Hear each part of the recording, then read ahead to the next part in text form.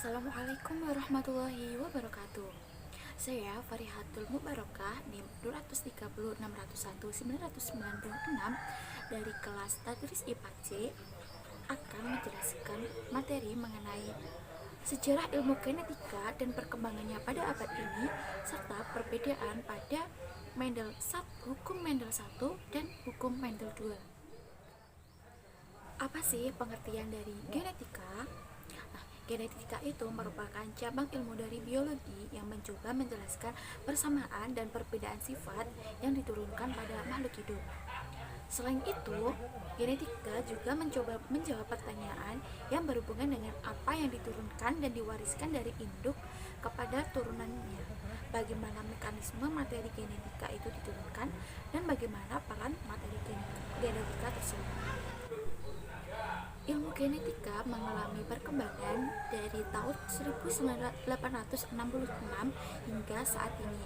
Bahkan hingga saat ini, para ilmuwan biologi sering melakukan penelitian mengenai ilmu genetika untuk menciptakan sebuah produk yang unggul. Pada tahun 1866, Gregor Mendel melakukan persilangan pada tanaman kacang etis dengan 7 sifat berbeda. Dilanjut pada tahun 1882 oleh Walter Fleming. Beliau memberikan nama kromatin pada bagian nukleus yang dapat menyerap zat warna. Walter Fleming ini menamakan benda-benda halus berbentuk benang panjang atau pendek di dalam nukleus sebagai kromosom. Selanjutnya, pada tahun 1883 dan 1884 dilakukanlah penelitian oleh Edward van Beneden. Pada tahun 1883 beliau mengemukakan kromosom itu membelah secara longitudinal pada waktu pembelahan inti. Kemudian pada tahun 1884 Van Beneden menemukan kromosom-kromosom hasil pembelahan bergerak ke arah kutub yang berlawanan. Selanjutnya, pada tahun 1885, Theodore Boveri itu mengemukakan bahwa setiap spesies memiliki jumlah kromosom yang tetap. Kemudian pada tahun 1887, Edward van Beneden itu menemukan bahwa suatu spesies memiliki jumlah kromosom tertentu. Selanjutnya, pada tahun 1900, ilmuwan Hugo de Vries, Carol Correns, dan Eric von Denmark itu merupakan ahli biologi mengemukakan kembali hasil dari percobaan Mendel. Dilanjut pada tahun 1901, Montgomery menemukan bahwa kromosom-kromosom terdapat dalam pasangan-pasangan dalam bentuk dan ukuran yang bisa dibedakan. Kromosom yang berpasangan berasal dari induk jantan dan dari induk betina. Selanjutnya pada tahun 1902, Correns itu mengemukakan bahwa ada hubungan yang sangat dekat antara pemisahan gen-gen berdasarkan Mendel dengan reduksi kromosom yang ditemukan pada pembentukan gamet. Kemudian pada tahun 1903, W. Sutton dan Boveri itu menemukan bahwa pewarisan secara fisik faktor keturunan terletak pada kromosom. Selanjutnya, William Ludwig Johannes itu pada tahun 1903 menemukan istilah genotip dan fenotip. Kemudian pada 1909 beliau menggunakan istilah gene atau gen.